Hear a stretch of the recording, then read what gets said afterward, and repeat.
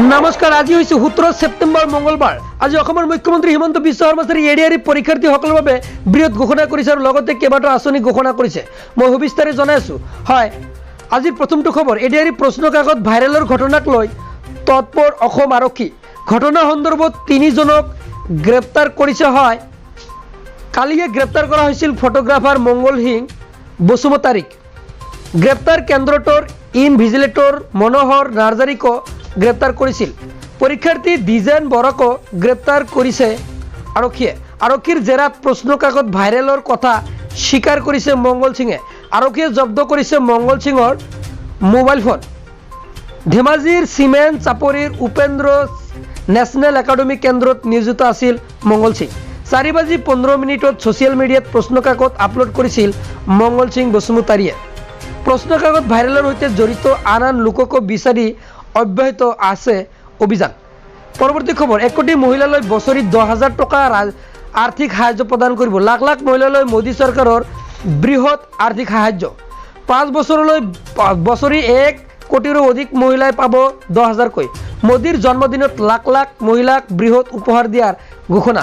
21 পৰা 60 বছৰ বয়সৰ মহিলাই লাভ কৰিব বছৰি 10,000 টকা। দুটাকৈ কিস্তিত মহিলাসকলক বছৰি দিয়া হ'ব 10,000 টকা। 17 ছেপ্টেম্বৰ প্ৰধানমন্ত্ৰী মোদীয়ে উদ্বোধন কৰিব সুভদ্ৰা আঁচনি। হয়, আজিৰে পৰাই আৰম্ভ হৈ গ'ল এই আঁচনি। 1 লাখ মহিলাৰ উপস্থিতিত প্ৰধানমন্ত্ৰীৰ জন্মদিন উদ্বোধন হয় এই আঁচনি। উৰিষ্যাৰ বিজেপি চৰকাৰে 1 কোটি মহিলাক দিব বছৰি 10,000কৈ টকা। 2028 পৰা 29 বৰ্ষলৈ বছৰি 10,000কৈ টকা লাভ কৰিব মহিলাসকলে। 1 কোটি মহিলালৈ বছৰি 10,000 টকাৰ আৰ্থিক সাহায্য প্ৰদান কৰিব। লাখ লাখ মহিলালৈ মোদী চৰকাৰৰ বৃহৎ আৰ্থিক সাহায্য। হয়, পৰৱৰ্তী খবৰ, ৰাজ্যৰ মহিলাসকলৰ বাবে ভাল খবৰ। হয়, যি অসমৰ মহিলা আছে মহিলাসকলৰ বাবে এতিয়া ভাল খবৰ আহি পৰিছে। সাজু কৰক প্ৰয়োজনীয় নথিপত্ৰ। নতুনকৈ 12,60,000 মহিলাক লোৱা হ'ব সামৰি। প্ৰতি সমষ্টিতে 10,000কৈ মহিলাক দিয়া হ'ব চৰকাৰী ধন।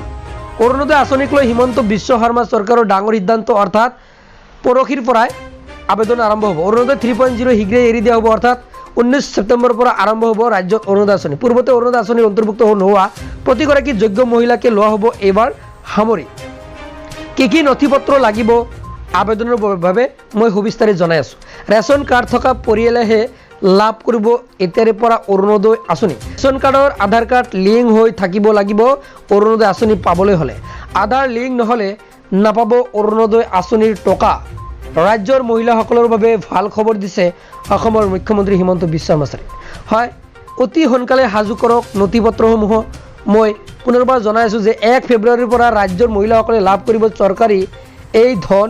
অৰুণোদয় ধন পাবলৈ ৰেচন কাৰ্ড বাধ্যতামূলক কৰিলে ৰাজ্য চৰকাৰে, অৰ্থাৎ হিমন্ত চৰকাৰে। ৰেচন কাৰ্ড নথকা হিতাধিকাৰীৰ নাম কৰ্তন হ'ব 3.0। ৰাজ্যৰ প্ৰতিটো সমষ্টিতে 10,000কৈ হিতাধিকাৰীক অন্তৰ্ভুক্ত কৰিব 3.0। 1 ফেব্ৰুৱাৰীৰ পৰা 3.0 হিতাধিকাৰীয়ে লাভ কৰিব অৰুণোদয় আঁচনিৰ ধন। পুৰণি অৰুণোদয় বহু হিতাধিকাৰীৰ নাম কৰ্তন হোৱাৰ ইংগিত দিছে মুখ্যমন্ত্ৰীগৰাকীয়ে। ৰাজ্যৰ হাজাৰ হাজাৰ নিবনুৱালৈ বৃহৎ ঘোষণা। হয়, পৰৱৰ্তী খবৰ, লাভ কৰিব চৰকাৰৰ 2 লাখকৈ টকা। হয়, যি আত্মনিৰ্ভৰ অৰ্থাৎ মুখ্যমন্ত্ৰী আত্মনিৰ্ভৰ আঁচনি, এই আঁচনিৰ বাবে আবেদন কৰা সকলৰ ধন প্ৰদানৰ ঘোষণা কৰিছে মুখ্যমন্ত্ৰীয়ে। 25,287 হিতাধিকাৰীয়ে এই 2 লাখকৈ টকা লাভ কৰিব বুলি জনায়। 3 নৱেম্বৰত বেংক একাউণ্টত পোনপটীয়াকৈ সোমাব ধন। 3 নৱেম্বৰত সন্ধিয়া পুনৰ নতুনকৈ আৰম্ভ হ'ব আবেদন। আৰু নতুনকৈ কিন্তু আবেদন আৰম্ভ হ'ব। 75,000 নতুন হিতাধিকাৰী আবেদন ধন প্ৰদান কৰিব। 2 লাখ টকাৰ 1 লাখ টকা ৰাজহ সাহায্য প্ৰদান কৰিব চৰকাৰখনে। ৰাজ্যৰ হাজাৰ হাজাৰ নিবনুৱালৈ বৃহৎ ঘোষণা ৰাজ্য চৰকাৰৰ। লাভ কৰিব চৰকাৰৰ এই 2 লাখকৈ টকা। হয়, আজি এইখিনি আছিল। পৰৱৰ্তী ভিডিঅ' পাবলৈ চেনেল ছাবস্ক্ৰাইব